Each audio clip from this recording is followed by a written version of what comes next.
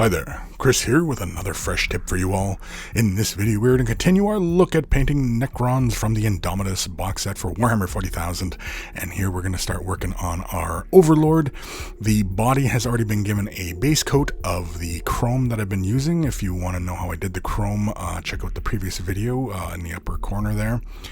And you can see here we're going to use some Nuln Oil gloss all over this model, as it has only just been given the chrome layering. And with the Necron, or with the Nuln Oil gloss, it is sitting on top of a varnish layer, which I just used a gloss varnish on top of this, and it will sit inside the recesses just fine, and it does move around on the flat areas of the model. So we are using a generous amount as we move it around the model, but I do go around and pick up some of the excess off of some areas. Cryptek Armor Shade Gloss is next. I'm going to slap a little bit onto the palette. I'm going to use a very generous helping of water just to thin this out ever so slightly, because I do not want to just simply slap this onto the model in one tone. And here you can see I'm going to begin picking out some areas. Now initially I start laying it onto the surfaces, but what I do is I draw the excess away and allow it to build up at the high points. So we're going to kind of go for a bit of a non-metallic metal look with these metals. Here I'm just simply catching the inside of the shoulder pads and on the outer edges, and on the big broad surfaces of the shoulder pads I simply just get the main surface coverage. You'll see it's kind of pulls up in some areas. I draw that at excess out afterwards. And with this layering, basically, again, it's just simply to begin laying in the foundations for the overall color scheme, as it were. And this guy's getting done slightly different than the rest of the Necrons, as I am simply looking for something a little bit different on these models. And as I begin to lay this Cryptek Armor Gloss, or Armor Shade, whatever it's called, onto the model surface, it does bear a striking resemblance to almost, if you anybody familiar with Warplock Bronze from Citadel, it almost starts to look like that, especially once we get a little further along and we begin putting more layers in. Now basically all I'm doing is the shoulder armor, his crown, this brace on his forearm. I also do the little hand grip he's kind of hanging onto, and his little loincloth here as well. Also, one thing I don't show as we continue on here is the handle for his staff. That also gets a layering, and of course the thigh armor. Now the thigh armor has this kind of plate that's closest up to the high point of his thigh, and then it comes down to a little bit of the little circles there. I only do just the high point. You can kind of see it's like this band that runs around the upper portion of his thigh, and that's basically all I add this color to. Otherwise I want to leave most of the metals kind of untouched, as it were. Set it aside, allow it to dry. We're going to come back into our Cryptek Armor Shade, and this time we're going to use it straight out of the bottle.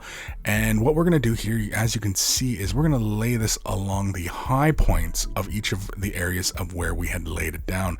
We want to build the color up and get darker. That's what our goal here is. So we're only going about halfway.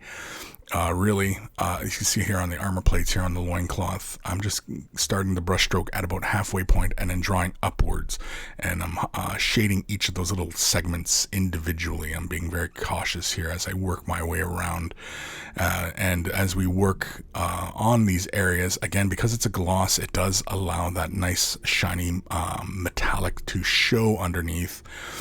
And pretty much I treat every armor segment individually, and again, we're kind of going for a bit of a non-metallic metal look, so the easy way to achieve that is just simply build your darker, deeper colors to the high point of the model. So it does require you to kind of orient yourself when you're looking at your model, what sections kind of like the halfway point, and draw upwards. And because it's kind of like glazing, where we finish our brush stroke is where the color is going to build up and become much more saturated and deeper.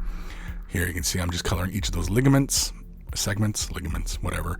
And on the shoulder pad here, I simply just, again, draw the color upwards. And on those little spires on his, or whatever those antennas are on his back, again, I'm just building the color up. And it's really, really simple. This is, a very shorthand method for getting this kind of look on your models. And the same theory applies with most non-metallic metal looks. But I'm over the years I've become quite a fan of going for a non-metallic metal look, but using metallics, as it gives you much more volume. I find that non-metallic metal looks nice in pictures, but when you're looking at them in real person or in real life, they tend to feel very flat and only look good from one direction. Versus metals, you can get all that nice volume and looking at it in person. Cygor Brown is next from Citadel Contrast. I slap a little bit onto the palette just to control it, as we're really only going to be laying this in at the very high points of where we are creating our deeper bronze tones that we have going on here. You can see it's a very, very minimal use. We're almost drawing lines in some instances. Again, we're just trying to concentrate just at the high points of areas. On the shoulder pads, actually I draw it out to the extremities. So like I go upwards on the part closest to his spine, and on the parts that are furthest out from his center of gravity kind of thing, I draw it out to those edges, those outer edges there. But on most of the panels, again, it's just simply drawing the shade wash to the high point. And again, when you remain consistent with that kind of theory, you can achieve this kind of look, and it is really fun. It's a really great way of creating dimension, and rather than just simply using metallics, give it a shade wash and highlight it. We're doing something a little bit different here. Now, because we're using this contrast typically finishes more of a matte finish or even a slight satin. Here I'm just demonstrating just kind of where I'm applying it on these fine little areas, and you can see we're just kind of going for caps. On the crown bit here, I do go a little darker, just I want to get a little bit more separation from the body, and because there's so much bronze in behind him, as it were, and I want to have his crown really kind of stand out. But with this contrast, it will finish with a bit of a matte finish, and afterwards we can always apply a gloss on top of this and bring that nice shininess back. Which actually, spoiler alert, I do actually come back in with the Cryptek thinned out again, and I do apply another layer at the very end, but it's actually off camera when I do that. So anybody who's following this the whole way through, that's pretty much the process I go through when doing this, to bring the nice shininess back. Here you can see I'm just applying the color in between each of the little segments on that staff, but otherwise it's pretty straightforward. Moonstone Alchemy is next. This is from scale 75. We're going to slap a little bit onto our palette. We're going to use a medium dry brush here from Citadel, but any of your dry brushing brushes. It doesn't have to be like a big one like this. I initially only grabbed this brush just to do the shoulder pads and most of the back armor, as I just simply wanted to very, very lightly catch just some of the edges here. And when you're trying to just be very deliberate in this fashion, you got to be very mindful of your brush stroke, so the direction in which you're drawing the brush across the surface to catch those details. And you can see in most parts there, it's an up and down motion. On the shoulder pads, you can see here on the loincloth, it's actually an upward motion because of the way those segments kind of run. I want to catch those high points. But otherwise, you got to be really mindful, and of course you got to make sure that you can remove a lot of the paint from the brush. And with these scale 75 colors, I found that I had to wipe quite a bit of the paint away, because even just a little bit left in the bristles can possibly leave a streak, and that's no fun. Here I'm coming in with my detail brush. He's still using just the Moonstone Glow. Really no thinner needed, just because it flows really nicely, although it's just the dampness of the brush really. And I'm just going to go around and just refine some of these edges where the dry brushing didn't quite get everything, and also some areas where, like inside the forearm there, and of course the thigh, as it would have been really quite difficult.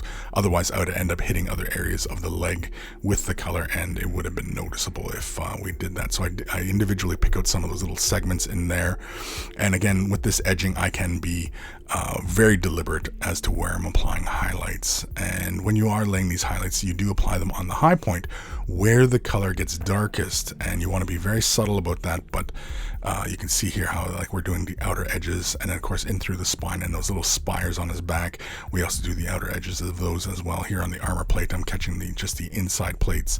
We could apply basically an edge highlight around each of the entire armor segments, and that would complete the overall look, but I just did the high points. And then of course, again, we could apply gloss over this, make it nice and shiny again, or basically what I did was with Cryptek Armor Shade, I thinned it down again and applied another layering, and brings that nice glossiness back.